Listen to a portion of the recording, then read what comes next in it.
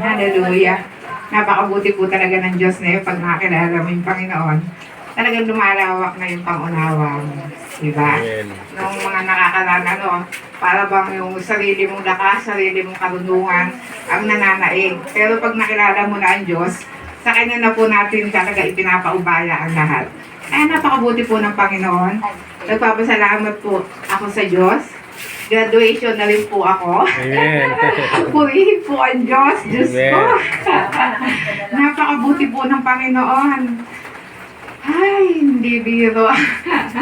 Ang mga pinagdadaanan. Pero sabi nga, yung sa bawat pagsubok natin, andun yung Panginoon na talagang hindi niya tayo pinababayaan. Amen. Diba, yung mga lahat ng mga prophet dun sa Bible, lahat ng mga imposible, sa bawat pangyayari sa ating buhay, sa bawat problema na pinagdaraanan, andun yung hiwaga ng Panginoon na hindi natin maunawaan na nangyayari at ipinagkakaloob niya sa ating buhay. Na lalo-lalo na yung pananampalataya natin na hindi po sumusuko.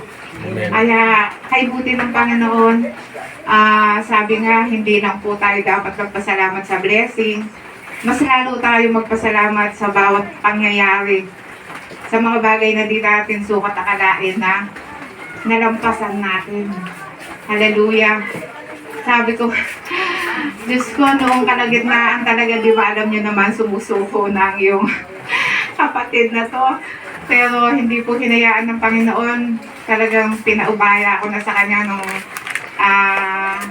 nagdesisyon na akong talagang magpapatuloy.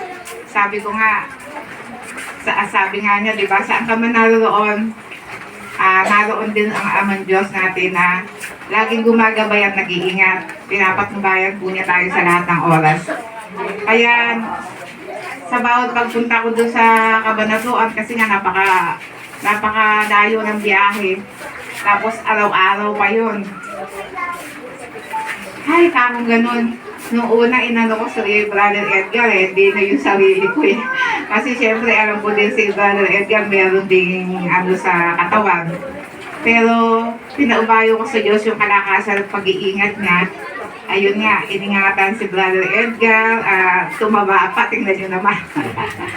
Tapos ako naman, talagang yung katawang lupa ay bagamat ng lulupay-pay, pero yung Panginoon, pag talaga po